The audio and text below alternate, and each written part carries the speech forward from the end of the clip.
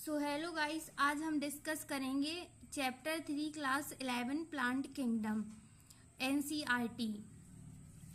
In the previous chapter we looked at the broad classification of living organism under the system proposed by Whittaker 1969, wherein he suggests the 5 kingdom classification: Monera, Protista, fungi, animal and plantae. In this chapter we will deal in details with further classification within given plant, popularly known as the plant kingdom। तो इसका मतलब है कि Whittaker ने 1969 में propose किया था एक ब्रॉड क्लासिफिकेशन सिस्टम, जिसमें उन्होंने 5 किंगडम क्लासिफिकेशन सजेस्ट किए थे। ये 5 किंगडम थे: मोनेरा, प्रोटिस्टा, फंगी, एनिमिलिया और प्लांटिया। किंगडम के बारे में हमारे अंडरस्टैंडिंग वक्त के साथ बदल गए हैं। We must stress here that our understanding of the plant kingdom has changed over time. Fungi and member of the Monera and Protista having cell wall have now been excluded from plantae, and through classification placed them in the same kingdom. So the cyanobacteria that are also referred to as blue-green algae are not algae anymore. In this chapter we will describe algae, bryophyte, pteridophyte, gymnosperm and angiosperm under plantae। इसका मतलब समझेंगे हम कि जो fungi और Monera और protista के member जो सेल वॉल के साथ होते हैं, अब प्लांट से एल्गी कंसीडर किए जाते हैं, जबकि पहले क्लासिफिकेशन उन्हें सेम किंगडम में प्लेस करता था। पहले जो क्लासिफिकेशन है वो उन्हें सेम किंगडम में प्लेस करता था। अब जो साइनोबैक्टीरिया जो ब्लू ग्रीन एल्गी नहीं, जो साइनोबैक्टीरिया है वो ब्लू ग्रीन एल्गी नहीं कंसीडर किया जाता है। Algae, bryophyte, pteridophyte, gymnosperm and angiosperm plant के अंडर आते हैं।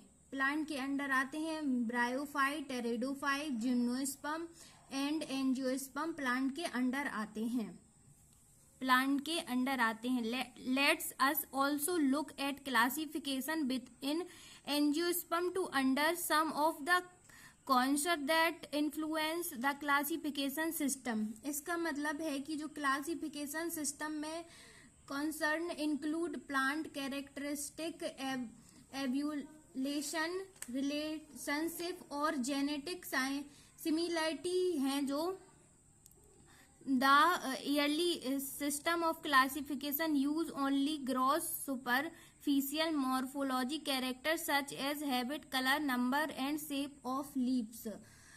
साइंटिस्ट ने प्लांट के फीचर, हाँ बिल्कुल, पहले क्लासिफिकेशन सिस्टम में सिर्फ ग्रॉस सुपरफिशियल मॉर्फोलॉजी कैरेक्टर जैसे हैबिट, कलर, नंबर और शेप को लीव्स ETC। हाँ, पहले क्लासिफिकेशन सिस्टम में मेनली वेजिटेटिव कैरेक्टर या एंड्रोसियम स्ट्रक्चर पर बेस्ड थे, जो लीनियस ने दिया था। वेजिटेटिव कैरेक्टर और ऑन द एंड्रोसियम पर बेस्ड थे, स्ट्रक्चर गिव बाय लीनियस ने दिया था। Such systems are artificial. They separate the close related species since they were based on a few characters। ऐसे सिस्टम आर्टिफिशियल क्योंकि वो क्लोजली रिलेटेड स्पीसीज को separate करते हैं, बस कुछ कैरेक्टर पर बेस्ड होते हैं। Also the artificial system give equal weight to vegetative and sexual character. This is not acceptable since we now that after the vegetative character are more easily affected by environment as against the natural classification system. इसका मतलब है कि ऐसा artificial system में vegetative और sexual characteristic को equal weightage दिया जाता है, लेकिन ये एक्सेप्टेबल नहीं था क्योंकि वेजिटेटिव कैरेक्टर आफ्टर एनवायरनमेंट से इजीली अफेक्टेड होते हैं। बिल्कुल आर्टिफिशियल क्लासिफिकेशन सिस्टम के against natural classification system among the था। सब पर बेस्ड होते हैं और एक्सटर्नल फीचर के अलावा इंटरनल फीचर जैसे स्ट्रक्चर, एनाटॉमी, एम्ब्रियोलॉजिकल और फाइकोकेमिस्ट्री स्ट्रक्चर को भी कंसीडर करते हैं। ग्रिगोर वेंथ, अबर, Johnson, Dalton, Hooke. Not only the external feature but also internal feature like ultrastructure, anatomy, embryological and phytochemistry such as classification for flowering plant was given Gregor Bentham and Johann Dalton Hooker। इसका मतलब है कि feature के अलावा internal feature जैसे structure, anatomy, embryological और phytochemistry structure को भी कंसीडर करते हैं। बेंथन और डेल्टन हुकर ने फ्लावर प्लांट के लिए एक इम्पोर्टेंट नेचुरल क्लासिफिकेशन सिस्टम दिया था। At present, phylogenetic classification system based on evolutionary relationship between the various organisms are acceptable। इसका मतलब है कि जो फाइलोजेनेटिक क्लासिफिकेशन सिस्टम है जो एवोल्यूशनरी रिलेशनशिप पर बेस्ड है the assume that organism belonging to the same taxa have a common ancestor। We know the information from many other sources to help receive difficulties in classification। इसका मतलब है कि वो current में ये assumption लिए जाते हैं कि जो ऑर्गेनिज्म एक टैक्सा में बिलोंग करते हैं उनका एक कॉमन एंसेस्टर होता है। These become more important when there is no supporting fossils advice nor numerical taxonomy, which is now easily carried out using computer is based on all observable characteristic number and codes are assigned to all the character and the data are these proceed in this way। Each character is given equal importance and at the same time hundreds of character can be considered। इसका मतलब है कि अब हम classification में difficulty को resolve करने के लिए कई और सोर्स से इंफॉर्मेशन का इस्तेमाल करते हैं। फॉसिल्स एडवांस अवेलेबल नहीं होती तब ये एडिशनल सोर्स ऑफ इंफॉर्मेशन जैसे जेनेटिक डाटा, मॉलिक्यूल, बायोकेमिस्ट्री और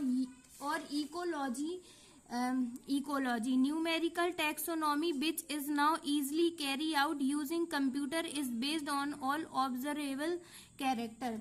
जो न्यूमेरिकल टैक्सोनॉमी जो अब कंप्यूटर का इस्तेमाल करके आसानी से किया जा सकता है इस ऑब्जर्वेबल कैरेक्टरिस्टिक पर बेस्ड है। इसमें ऑर्गेनिज्म के वेरिएबल फीचर की क्वांटिटी